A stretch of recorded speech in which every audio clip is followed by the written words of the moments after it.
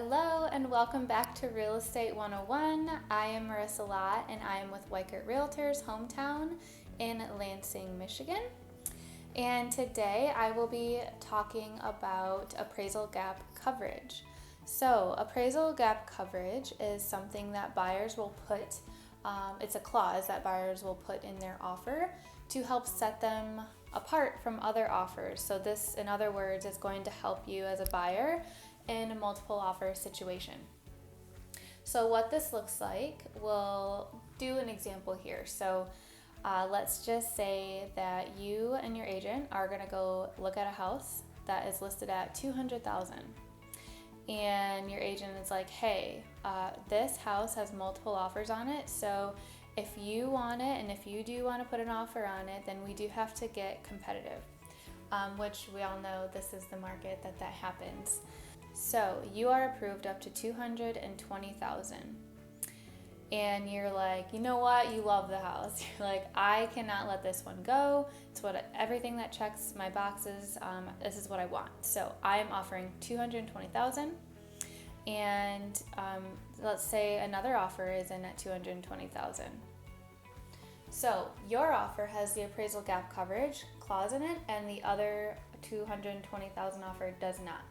Again, remind yourself that this property is listed at $200,000.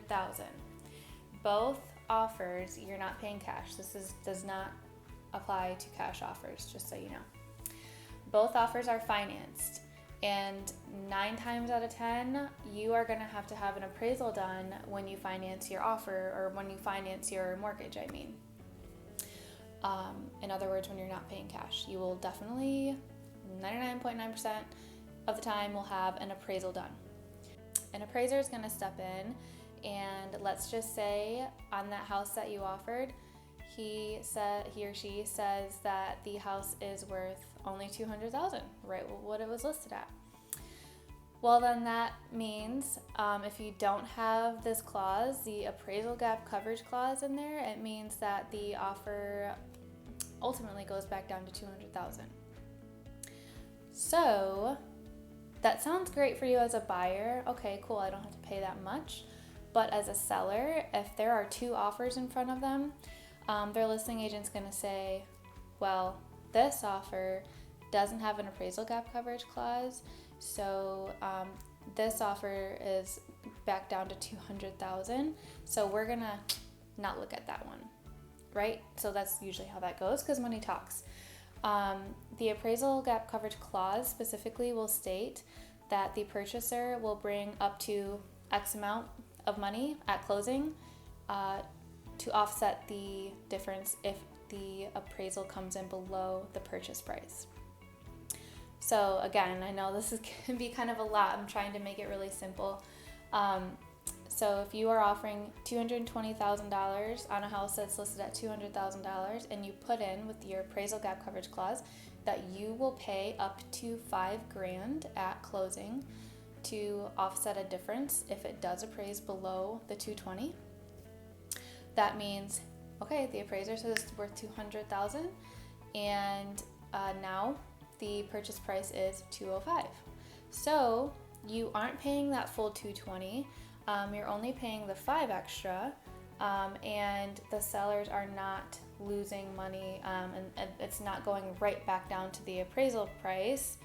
They're getting a little bit extra, so it's not necessarily a full meet in the middle, but it's a little bit of wiggle room. So the sellers are getting a little bit more than what the appraiser says it's worth, and then you are only paying $5,000 extra instead of, think about it, you were going to pay $220,000. So the only downside, or I guess not the only downside, but one thing that I would keep in mind as a buyer, and I always tell this to my buyers too if we do this, hey, this does not include your closing costs, it does not include your down payment. So this is something completely different if we do end up using that $5,000. Because keep in mind, sometimes it doesn't appraise below what you offer. I mean, I've had many deals where we offer way above what it's listed. We put that clause in there, and then it appraises to what we offered, and then they don't even have to use that extra money. But if you do, that money is completely separate from your down payment, and it's completely separate from your closing costs, because every closing, every deal, when you sign the papers at the title company, there are going to be some closing costs associated. So, recap, just super quick for you in case, this is kind of a lot, because I know, at least with my experience and my buyers and my clients, it can kind of be a lot. I mean, there's a lot that you're learning and you're going through as a home buyer right now. You offer $220,000 on a house that's worth $200,000. Your appraiser comes in and says the house is worth $200,000. So instead of that deal falling through, because hey, look, the sellers, they didn't agree to that $200,000, right? They wanted that $220,000.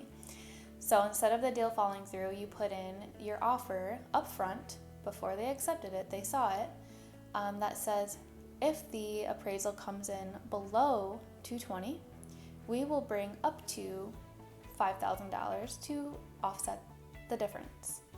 And if they accept that offer, I mean, that's something that they knew going in. So the appraiser comes in and says, well, it's only worth $200,000. You put in what you could. You said, well, I'm gonna bring up to the $5,000, so it's $205,000 now. And then the seller's gonna be, you know what, cool, they brought the $5,000 typically. Cool, they brought that extra $5,000. It's not $200,000, what the appraiser says. Happy sellers, happy buyers, and a deal did not fall through. All right, if you guys have any questions, need any more clarification, need anything real estate related, I'm your girl, the agent you can count on. And other than that, I'll see you guys next week.